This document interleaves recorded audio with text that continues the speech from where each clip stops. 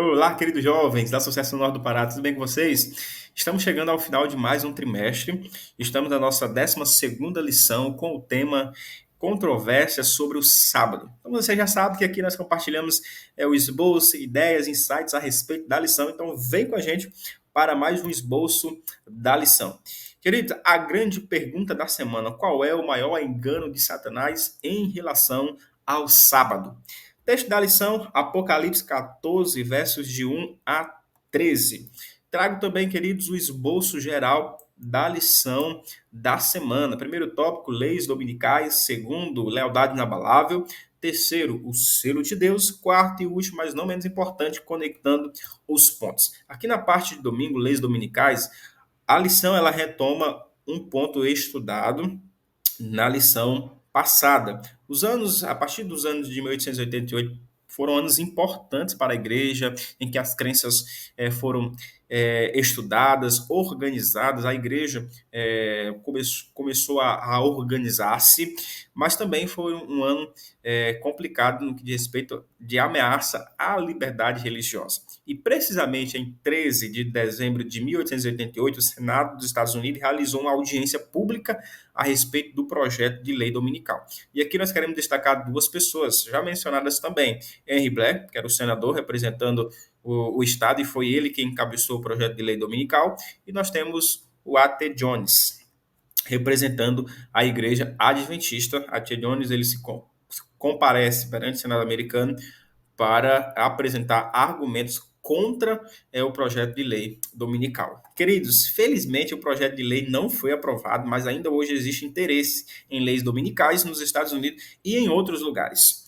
Agora, o que aconteceu em 1888 é importante destacarmos que é o prenúncio do que acontecerá em um futuro próximo. E qual será a diferença? A diferença, queridos, é que em 1888 esse projeto de lei não foi aprovado, mas em um futuro próximo esse projeto está engavetado. E em um futuro próximo esse projeto ele será aprovado, tá bom?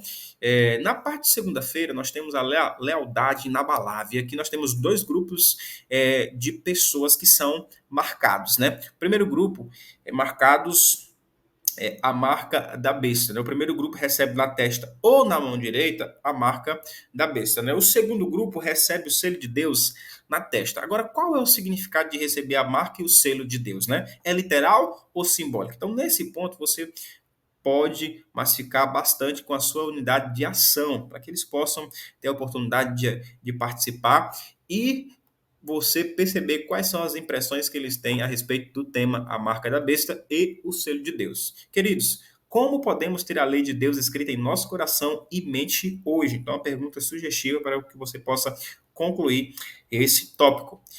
Tópico em diante, o selo de Deus. Para nós entendermos essa questão do selo de Deus na Bíblia, nós precisamos retomar aos tempos antigos, tempos remotos em que não tínhamos a comunicação, não se fazia como temos hoje, né? A comunicação tecnológica, rápido. A comunicação era muitas das vezes através de cartas, né? Endereçadas, e essas cartas elas eram seladas com um anel, certo? Então o selo, esse selo, ele continha um título, uma jurisdição e um nome. Então, quando nós vamos para a Bíblia apresenta, queridos, o selo de Deus, o sábado como sendo o selo de Deus. E aqui eu deixo a indicação desse livro do pastor Albert Tim, O Sábado na Bíblia, porque Deus faz questão de um dia. Então, é um livro muito interessante para nossa compreensão e termos argumentação a respeito do sábado, porque muitas das vezes nós temos a compreensão, mas falta a argumentação para repassar para as pessoas que têm curiosidade a respeito do dia de sábado.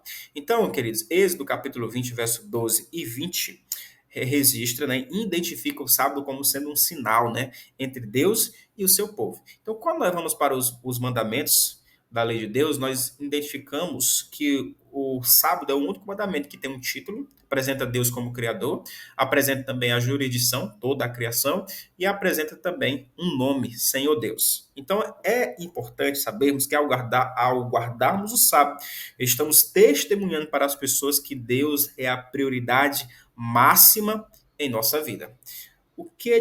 agora o que é de forma prática, né? Um cristão ter o selo de Deus na testa. Então, você pode finalizar esse tópico usando essa pergunta sugestiva, conectando os pontos. A grande ênfase da semana, né, da lição, é o selo de Deus versus a marca da besta. Agora, o que é o selo de Deus? O selo de Deus, querido, é o sábado verdadeiro, né? Quando as leis elas forem instituídas, né? A grande questão será a adoração. E no centro da adoração estará o sábado verdadeiro. Então, nós podemos identificar o selo de Deus como sendo o sábado verdadeiro, a marca da besta sendo o sábado falsificado. Agora, o que é o sábado falsificado? Ao longo da história, Satanás ele contrafaz aquilo que Deus institui. Então, o sábado falsificado será o domingo. E aqui nós temos uma pergunta interessante. Se o sábado falsificado será o domingo, podemos dizer que hoje aqueles que guardam o sábado já estão marcados, né, com a marca da besta? Não. E eu explico. Porque nós devemos hoje ter respeito pelos nossos queridos irmãos que guardam o sábado, devemos, na medida do possível, apresentar o sábado verdadeiro, mas aqueles que guardam o domingo hoje ainda não estão marcados com a marca da besta, certo? Por quê? Temos um texto na lição bem interessante, diz o seguinte, está na lição, ninguém receberá a marca da besta hoje enquanto existe liberdade religiosa, mas o confronto final entre o bem e o mal acontecerá quando o principal ponto de discórdia for a adoração. Então, hoje, ninguém receberá a marca da besta enquanto temos liberdade religiosa. Teremos liberdade religiosa para sempre? Não. Então, quando Estado e igreja, religião se unirem e não forem criadas leis que proíbam a nossa liberdade religiosa, esse será o momento que a marca da besta entrará em vigor.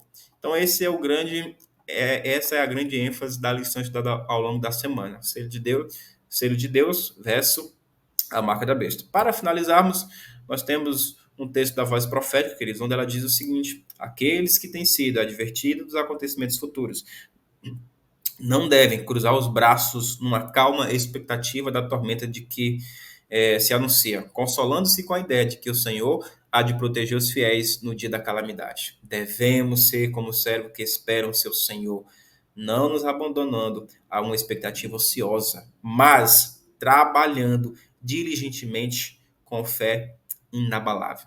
Queridos, hoje é o tempo de nós nos esforçarmos ao máximo. O que nós devemos fazer?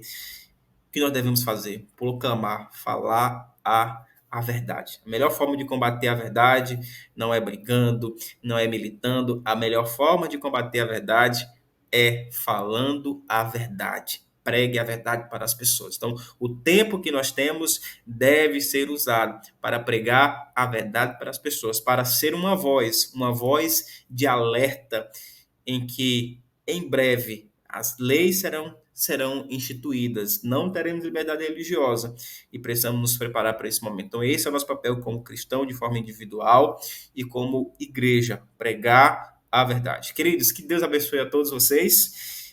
Até a próxima semana para mais um esboço da lição comentada. Que Deus abençoe a você. Um bom sábado.